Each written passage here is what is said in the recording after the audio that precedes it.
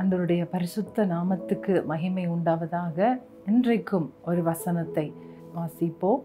ரோமருக்கு எழுதின நிருபம் 8ஆம் அதிகாரம் 11ஆம் வசனம். Romans 8 chapter 11th verse.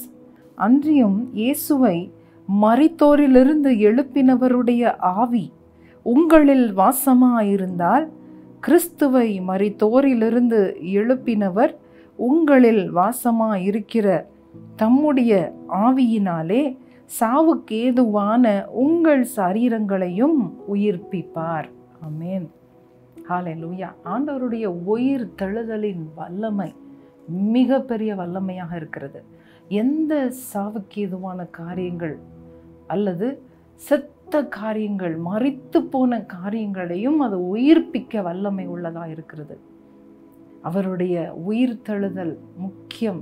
அவருடைய உயிர் தெழுதல் நமக்கும் அது நம்முடைய சாவுக்கேதுவான சரீரங்களை, நம்முடைய சாவுக்கேதுவான எந்த காரியமாக இருந்தாலும், செத்துப்போன எந்த காரியமாக இருந்தாலும், செத்துப்போன உறுப்புகளாக இருந்தாலும், செத்துப்போன சூழ்நிலைகளாக இருந்தாலும், எந்த ஒரு விஷயமாக இருந்தாலும், மனுஷனால் முடியாத காரியமாக இருந்தாலும், மனுஷனால் கூடாத காரியம், அசாத்தியமான காரியத்தை மரித்தோரிலிருந்து எழும்பின கிறிஸ்துவுடைய ஆவி நமக்குள்ளே வாசமாக இருக்கிறபடியினாலே, கிறிஸ்துவை மரணத்திலிருந்து உயிரோடு எழுப்பின அந்த ஆவியானவர் உங்களுக்குள்ளே இருக்கிறபடியினாலே உங்களையும் அவர் உயிர்ப்பிப்பார்.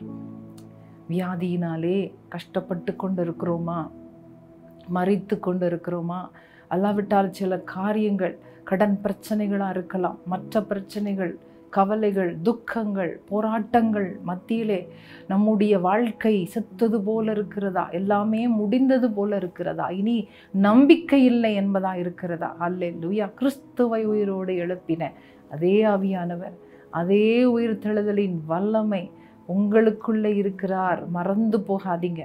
அவரை எழுப்புங்க. அவரை சொல்லி ஜெபிங்க. ஆண்டவரே, ஆவியானவரே, கிறிஸ்துவை எழுப்பினீர் அல்லவா, என்னையும் எழுப்பும். நான் கீழே விழுந்து கிடக்கிறேன், நான் குற்றுயிராய் கிடக்கிறேன், என்னுடைய சூழ்நிலையிலே நான் மரித்து கொண்டிருக்கிறேன், மூழ்கி கொண்டிருக்கிறேன், என்னை எழுப்பும் என்று நீங்கள் ஜெபம் பண்ணும் பொழுது அந்த ஆவியானவர் உங்களை தூக்கி விடுவார். ஹல்லேலூயா. உங்களை உயிர்ப்பிப்பார், உங்களை பலப்படுத்துவார். ஆண்டவர் உங்களை ஆசீர்வதிப்பாராக. ஆமென்.